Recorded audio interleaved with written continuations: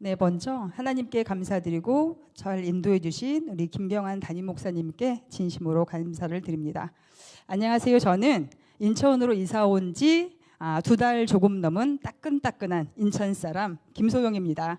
올해 나이는 57세 됐고요. 아이들은 우리 딸이 34살, 31살, 아직 시집 안 가고 장가 안 간 자녀가 있습니다. 신앙생활한 지는 꽤 되었고 등록한 교회는 이번이 제 생애 3번째 교회입니다. 예전에는 다른 사람의 전도로 교회가 결정됐지만 이번에는 제가 아주 이 동네를 탈탈 털어서 내 마음에 속된 말로 그러죠. 내 입맛에 딱 맞는 교회와 목사님을 찾겠다. 아주 이렇게 마음을 먹었습니다. 그래서 이른바 교회 쇼핑, 목사님 설교 쇼핑에 나섰습니다. 처음 제자들 교회 엘리베이터에서 처음 내렸을 때 굉장히 저는 인상적이어서 잊을 수가 없는데요.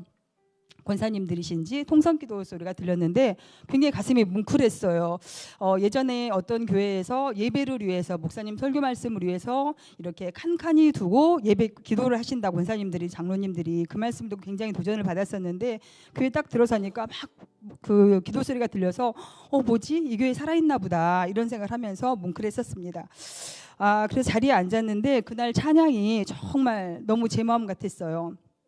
나의 등 뒤에서 나를 도우시는 주라는 찬양 연습을 하고 계셨었는데 제가 좋아하는 찬양이기도 하고 꼭 제 마음 같아서 아주 눈물이 툭 터져가지고 정말 혼났습니다. 그래서 누가 보면 사연 몇 붓다리 아주 짊어지고 온 사람 같았었는데 사실 저는 세상 사연은 별로 없고 하나님께 너무나 죄송하고 하나님 사랑이 너무나 갈급했습니다.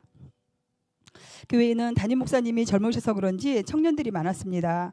나중에 목사님 설교 도중 말씀하셔서 알게 됐지만 제가 온 첫날 찬양 인도하신 최하영 목사님이 저는 신실한 청년인 줄 알았습니다. 그래서 우리 딸하고 아들도 이제 그 교회에 나와야 되는데 이곳에 오면은 젊은 분들이 많으니까 잘 정착할 수 있겠다라는 게 이렇게 마음에 두게 된 계기도 되기도 했습니다. 그날 김경환 담임 목사님이 허무에 대해서 설교 말씀을 하셨는데 정말 은혜가 되었습니다. 모든 것이 주님의 손에 달려 있으니 우리가 다시 주님께로 돌아가야 한다는 말씀을 듣고 제 마음 깊이 정말 그 말씀이 들어왔습니다. 그러면서도 저는 인천에는 설교 맛집이 진짜 많은가 보다. 더 좋은 맛집을 찾아보자. 이렇게 다른 교회에 또 갔습니다. 그런데 이상하게도 다른 교회에서 예배드리는 내내 제자들 교회가 생각났습니다. 아니 아직 멀었어. 이 동네를 탈탈 털 거야. 이렇게 하고 그 다음 주 또 다른 교회를 갔습니다. 그런데 또 제자들 교회가 생각났습니다. 그래서 집에 와서 조용히 기도하던 중에 제자들 교회 주보를 보았습니다. 교회 규모에 비해서 선교하는 곳이 굉장히 많았고요. 또 설교 말씀을 주보에 실어주시는 것이 인상적이었습니다. 그래서 주보를 보던 중에 새벽 기도가 화요일부터 금요일까지 있다는 걸 보고 화요일 새벽을 기다렸다가 교회에 나왔습니다. 그랬더니 교회가 너무 조용한 거예요. 그래서 이 교회는 이렇게 조용히 기도하는 교회인가 보다. 이것도 의외로 괜찮네 하고 이제 1시간 정도 있었는데 목사님이 안 나오시는 거예요. 그래서 이 앞에 계시네요. 우리 명예 장로님께 살짝 옆에 가서 목사님 원래 새벽 기도를 이렇게 하나요? 이렇게 물어봤더니 어제부터 겟세마네 기도회가 시작되어서 아침엔 자율적으로 하고 저녁에 기도회가 있다는 거예요. 그래서 하나님 뭐지? 하나님 나를 위해 기도회를 준비하셨나? 나 지금 너무 갈급한데? 그래서 그날 저녁부터 겟세마네 기도회에 참석해서 한 번도 빠지지 않고 완주하였습니다. 그리고 이제 기도회 2번 참석 후에 더 이상 내가 어떻게 교회를 더 이상 찾아다니겠나, 등록해야 되겠다 그런 확신이 생겼습니다. 그래서 엘리베이터 앞에서 담임 목사님께 이번 주일날 등록하겠다고 말씀드리고 집에 오는데 얼마나 마음이 편하고 감사했는지 모릅니다. 새가족반 5주 동안 신앙의 출발과 구원의 확신, 영적 로드맵, 하나님과의 만남, 또 교회 생활과 믿음의 교제에 관해서 배웠습니다.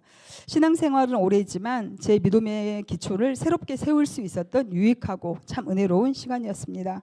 제 마음에 가장 깊이 남는 것은 구원의 소극적 목적과 적극적 목적에 대한 말씀이었습니다.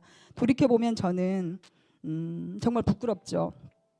하나님의 심판을 피하고 천국 가기 위해서 소극적으로 하나님을 믿어왔던 것 같습니다. 살면서 힘들 때는 낙심해서 하나님을 피하기도 하고 또 주일에 일하면서 신앙에서 멀어진 적도 있었습니다. 그러다가 하나님의 심판이 두렵고 천국에는 가고 싶고 그래서 다시 교회로 돌아오곤 했습니다. 솔직히 말하면은 예수님의 제자가 되는 거는 두렵고 겁나고 천국에는 가고 싶고 뭐 나는 간신히 천국만 가도 목적 달성이다. 이러한 신앙생활을 했던 것 같습니다.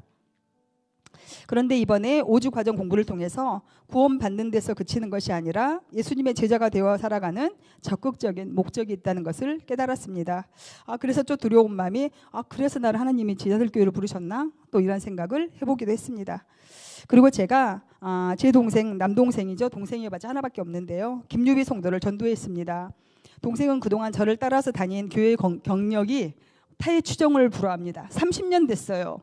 그런데도 하나님이 어디 있어? 오라 그러면 오니까 가는 거지. 그냥 갔다 온 거지. 늘 이렇게 말을 했어요. 한 번도 하나님을 제대로 영접한 적도 없고 또 그렇게 잘 안 됐어요. 그리고 저도 본이 되지 못했습니다. 저도 좀 약간의 다혈질적인 기질이 있어서 동생한테 그냥 막 교회 나와 막 이렇게 차근차근 교회 목사님 하나님이 살아계셔서 이렇게 구원하고 이렇게 복음 제시를 해야 되는데 막 네가 뭘 알아? 교회 일단 나와 들어봐 막 이렇게 했던 것 같아요. 그래서 한 번도 하나님에 대해서 정확히 잘 모르고 예배만 드리고 또 바로 가고 이런 생활을 30년 가까이 쉬다가 오다 그렇게 했습니다.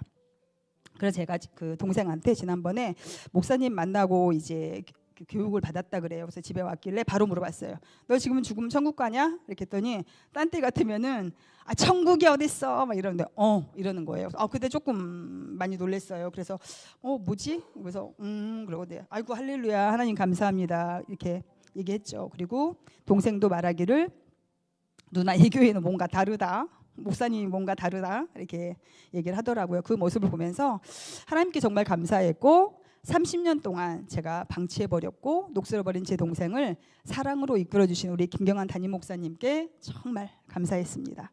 우리 목사님께서 하나님이 맡겨주신 한 영혼 한 영혼에게 최선을 다하시는구나 이런 생각이 들면서 목사님에 대한 신뢰도 더 깊어졌습니다. 설교 말씀은 정말 너무너무 은혜돼서 저는 일주일 동안 그 주보에 있는 그 설교 말씀을 보고 묵상을 합니다. 그리고 일주일을 이렇게 이겨내는 살아가는 큰 힘이 됩니다. 이 자리를 빌어서 목사님께 다시 한번 진심으로 감사를 드립니다. 앞으로 기초 양육반 훈련과 리더 교육이 있다고 들었습니다. 제자가 되는 길이 아직은 여전히 부담스럽고 두렵기지만 기초 양육반 훈련이 무척 기대됩니다. 담임 목사님의 가르침을 잘 따라가면서 말씀과 기도 안에서 단단히 뿌리내리고 하나님께서 기뻐하시는 열매 맺는 사람이 되고 싶습니다. 제 힘으로는 할 수 없지만 하나님께서 주시는 그 힘 의지에서 역전시키고 확전시키는 그 현장에 제자들 교회의 한 사람으로 있고 싶습니다. 고맙습니다.